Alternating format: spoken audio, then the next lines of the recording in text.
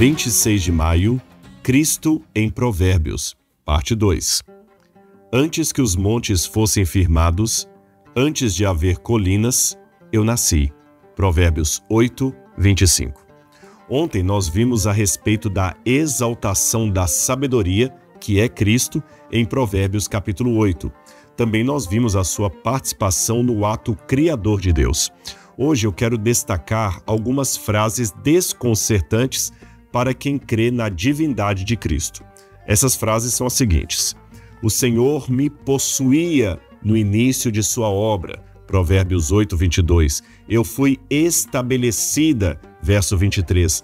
Nasci antes de haver abismos, verso 24.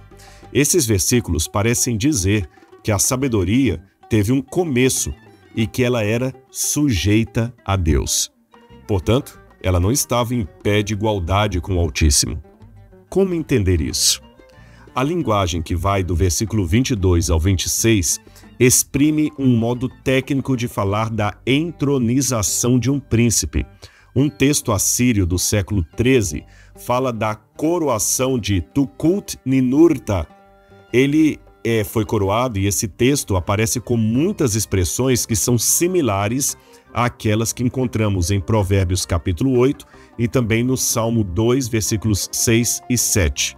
É que no dia da posse, o príncipe que governaria em corregência com seu pai era simbolicamente criado, formado, nascido. Não se tratava, portanto, do início da sua existência, mas do começo de um novo cargo. O mesmo ocorre com a sabedoria. Quando se diz, fui estabelecida desde a eternidade, nasci antes de haver abismos, isso não significa que ela não seria eterna, e sim que, naquele momento, antes da criação do universo, ela, a sabedoria, assumiu um trono. A linguagem é técnica, eu repito, e reproduz o mesmo discurso que se fazia quando um príncipe recebia a coroa. Nesse dia, o pai, entre aspas, gerava simbolicamente o filho entronizando-o. Isso também você pode ler no Salmo 2, versículo 7. Ou seja, tudo isso significa que em algum tempo antes da criação e da encarnação, Cristo, mesmo sendo eterno, assumiu uma função subordinada ao Pai. Mas por qual motivo?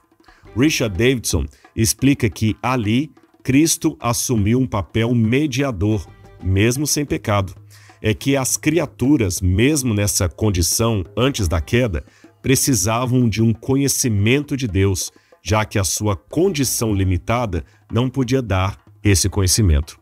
Portanto, conquanto o Pai continuasse a representar a natureza transcendente da divindade, o Filho aceitou se esvaziar, como você pode ler em Filipenses capítulo 2, versículos 5 até o verso 11.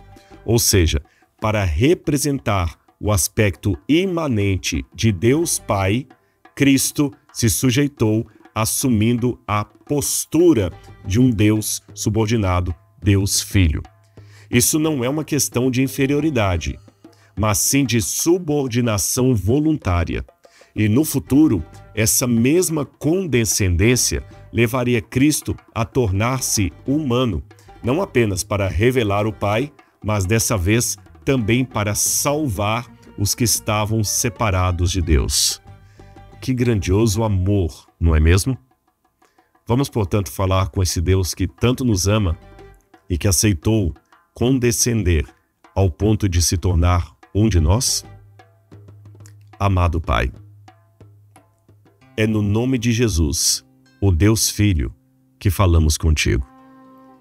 Aquele que, existindo em forma de Deus, não ficou agarrado ao fato de ser igual a Deus, mas esvaziou-se, assumindo a forma de servo, e depois disso, humilhando-se ao assumir a forma humana. É no nome desse ser divino, Jesus Cristo, que nós elevamos agora a nossa prece até teu trono de graça. Ouça-nos, Senhor, pelos méritos de Cristo. Aceita a nossa oração pelo mérito da cruz. e fica conosco sempre. Dá-nos a tua paz, dá-nos a redenção e dá-nos a comunhão com Cristo Jesus, o nosso eterno Mestre, Senhor e Salvador, agora e para sempre.